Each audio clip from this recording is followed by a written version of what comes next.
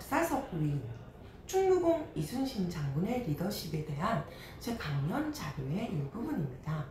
지금부터 김훈 작가의 장편 소설 칼의 노래의 주요 내용을 지겹지 않게 공유해 볼게요. 여러분께서 사료나 다큐멘터리가 아닌 문학 작품을 통해 또 다른 이순신을 간접 체험할 수 있길 바랍니다.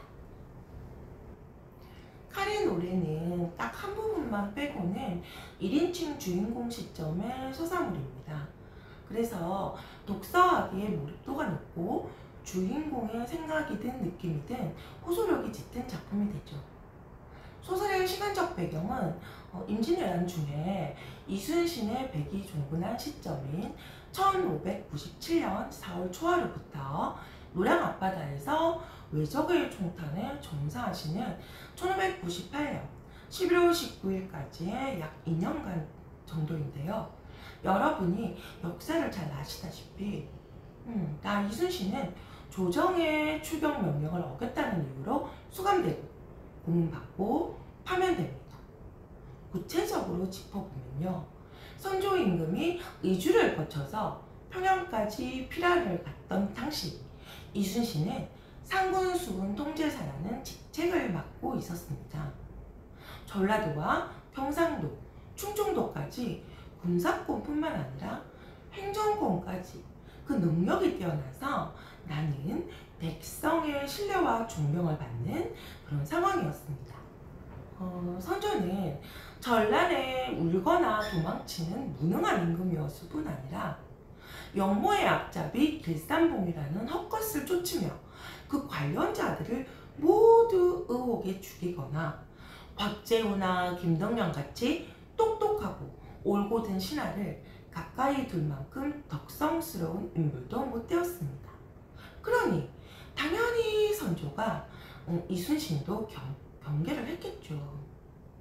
그때 외적 장수 갓도 기요마사가 부산을 침략할 거라는 첩보가 있었어요. 선조는 이순신에게로 충격을 명하고 적장의 목을 베우라 그러는데 이순신은 그것에 항명합니다. 내 입장에서는 확실치 않은 태서문과 임금의 욕망만으로 겨울바다의 병사들의 아까운 목숨을 내놓을 수가 없었거든요. 그런데 첩보는 실제 상황이 되었고 나는 죄인이 되어서 의금부로 끌려갑니다. 그리고 갖은 고문 끝에 별다른 혐의가 더 없어서 풀려난 나는 이제 벼슬 없이 전장으로 보내져 백의종군을 하게 됩니다. 네, 시간적으로 이 시점부터 소설은 시작되죠. 이순신은 이렇게 말합니다. 나는 조정을 능멸한 죄인이라 살기를 바라지 않지만 죽어야 할 것들을 다 죽여서 세상이 스스로 세상일 수 있게 된 연후에 나는 나 자신의 한없는 무기력 속에 죽고 싶다. 언제 목숨을 잃을지 모르는 전란 속에서 정치적 모략으로 상처받은 한 인간의 고뇌가 느껴지십니까? 동시에 스스로 무기력해지지 않는 이상 임진왜란을 살아내야만 하는 장수의 결기도 느껴지는 말씀입니다. 그런데 나 대신 삼도수군 통제사의 직분을 넘겨받았던 원균이 7천량 앞바다 전쟁에서 참패당하고 죽고 말죠. 다시 선조의 교사를 받고서 이순신은 수군 통제사로 되돌아오지만 고작 120명의 군사와 타양 12척의 배가 주어집니다. 나는 외적과 맞서기 전에 칼에다가 염이라는 글자를 새깁니다. 염은 물들인다는 그런 뜻이죠. 아마 복수와 속탕을 위해서였을 것입니다. 그리고 정윤영 9월 14일 이순신은 명량에서 적을 받습니다. 누가 봐도 질 수밖에 없는 한심한 상황이었지만 바닷물의 흐름을 이용한 뛰어난 전략 덕분에 세계사에 남을 마치 통쾌한 승리를 우리는 거둡니다. 하지만 그럼에도 불구하고 이순신의 마음은 한없이 무겁기만 합니다. 자, 왜 때문이었을까요? 선조 임금은 혹시라도 내가 반란을 일으킬까봐 여전히 감시하며 견제했고요. 무엇보다 내 막내 아들 면이 아산에서 외적에게 목숨을 잃고 맙니다.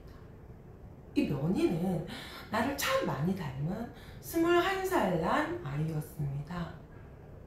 앞서 말씀드린 바 1인칭 주인공 시점으로 그려진 이 소설 칼의 노래에서 유독 면이의 죽음만큼은 예외적으로 3인칭 관찰자 시점으로 묘사됩니다. 자식의 죽음을 말드듬이 노비 치수로부터 겨우 전해 듣는 이 설정에 말문이 막힐 정도로 독자는 더 슬퍼질 수밖에 없습니다.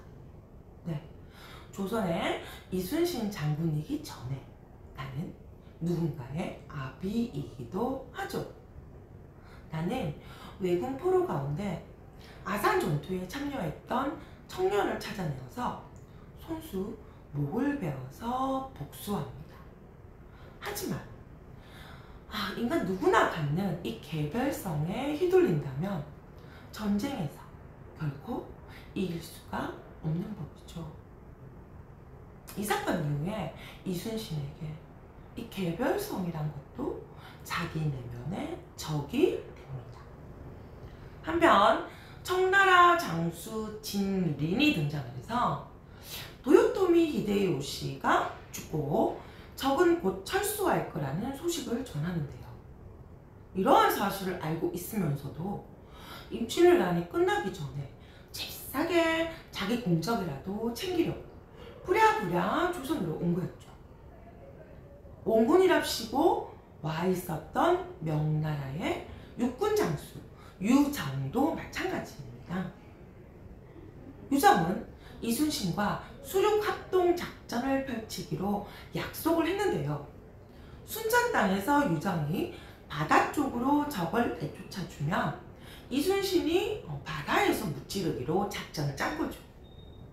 그런데 유정은 왜군과 싸우지 않겠다는 조건으로 왜군으로부터 사람의 머리만 부지런히 받아 챙깁니다. 사람의 머리? 몸뚱아리에서 잘라낸 사람 머릿수가 전쟁의 공로에 대한 증표였으니까요. 아니나 다를까 진린도 사람 머리 2,000개를 받고서는 외적에게로 물길을 열어줍니다. 당시 그렇게 많은 사람의 머리가 거래되었다면 필시 일본 사람과 조선 사람의 머리가 마구 섞여 있었을 가능성이 크지 않았을까요? 이 때문에 순천에서부터 바닷길이 열리며 외적은 정신없이 공격해오고 나 이순신은 노량 앞바다에서 다시 치열한 전투를 벌이게 됩니다. 놀랍게도 승리의 신은 우리 편이었으나 나는 관음포로 방향을 틀다 왼쪽 가슴에 화살을 맞습니다. 그리고 밀려드는 졸음을 참지 못하면서 비로소 세상의 끝을 바라봅니다. 세상의 끝이 이처럼 가볍고 또 고요할 수 있다는 것이 칼로 베어지지 않는 적들을 이 세상에 남겨놓고 내가 먼저 관음포의 노을이 적들 쪽으로 이렇게 내가 마지막 말을 다 하지 못한 채로 소설은 끝이 납니다. 이 칼로 베어지지 않는 적들이란 표현이 의미하는 바는 무엇일까요? 호시탐탐 조선을 노리는 야만스러운 왜군? 도움이 되기는커녕 배반하고 입속을 챙기는 명나라 원군? 아니 어쩌면 이러한 외부의 적보다도 조선의 무능한 왕이거나 살인사욕에 눈먼 대신들일 수도 있겠죠. 역사를 공부한 사람이라면 누구라도 내부의 적을 운운하는 제 말에 공감을 하실 듯 합니다. 이순신의 가슴속 깊은 곳에서는요, 칼이 늘 징징징 노래했답니다. 칼의 노래는 내면의 적이든 외부의 적이든 혹은 내부의 적이든 그 맞서 싸우는 과정이 너무나 힘겨워서 삼키고 또 삼켰을 통곡이었을지도 모릅니다. 그럼에도 불구하고 그것을 내가 노래라 여기지 않았다면, 나 이순신이라는 한 인간은 지극히 어렵고 고통스러웠던 그 전란의 생애를 차마 감당하지 못했을 거라는 생각도 듭니다. 장편 소설 칼의 노래. 그가 이순신을 그려낼 때 빠지지 않았던 전쟁 서사를 버리고 아군이란 없었던 그 한계 상황에서 무너지려는 자기 자신을 끝없이 일으켜 세워야만 했던 인간 이순신의 고독하고 불안한 내면을 김훈 작가 특유의 문체로 예리하게 그려낸 작품이었습니다. 지금까지 함께 해주셔서 감사합니다. 다음에 우리 또 만나요.